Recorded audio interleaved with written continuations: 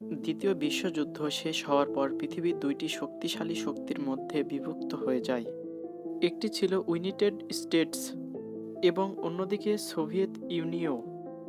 এই দুটি শক্তিশালীর মধ্যে সরাসরি বড় যুদ্ধ না হলেও শুরু হয় এক দীর্ঘ রাজনৈতিক, সামরিক ও গুপ্তচরী বৃদ্ধি লড়াই, যাকে ইতিহাসে বলা হয় কোল্ড ওয়ার।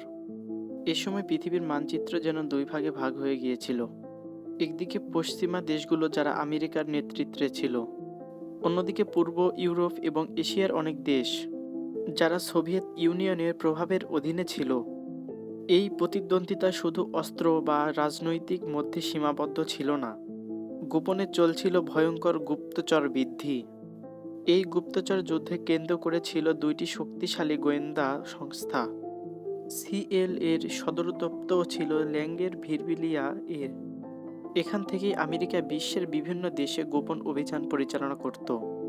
সিএলএ এর গুপ্তচররা বিভিন্ন দেশে তথ্য সংগ্রহ করত সোভিয়েত সামরিক শক্তি, নতুন অস্ত্র এবং রাজনৈতিক পরিকল্পনা সম্পর্কে। অন্যদিকে কেজিবি ছিল সোভিয়েত ইউনিয়নের সবচেয়ে শক্তিশালী গোয়েন্দা সংস্থা। কেজিবি এজেন্টরা বিশ্বের নানা দেশে ছড়িয়ে পড়েছিল।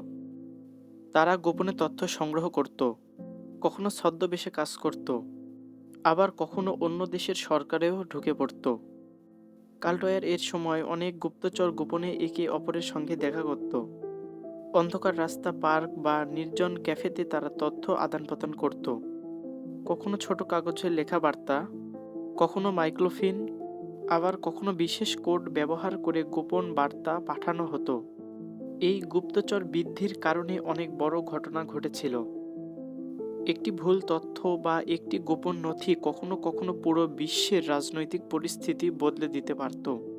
তবে দীর্ঘ কয়েক দশকের এই উত্তেজনা শেষ হতে শুরু করে 1980 এর দশকের শেষ দিকে।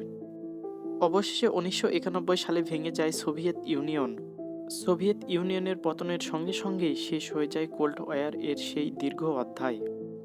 কিন্তু সেই সময়ের গুপ্তচর গল্পগুলো এখনও ইতিহাসের সবচেয়ে রহস্যময় এবং রোমাঞ্চকর কাহিনীগুলোর মধ্যেই একটি। আজও সেই কোল্ড ওয়ার এর গোপন অভিযান, গুপ্তচরদের সাহসিকতায় এবং রহস্যময় গল্প ইতিহাসপ্রেমীদের মনে গভীর আগ্রহ সৃষ্টি করে।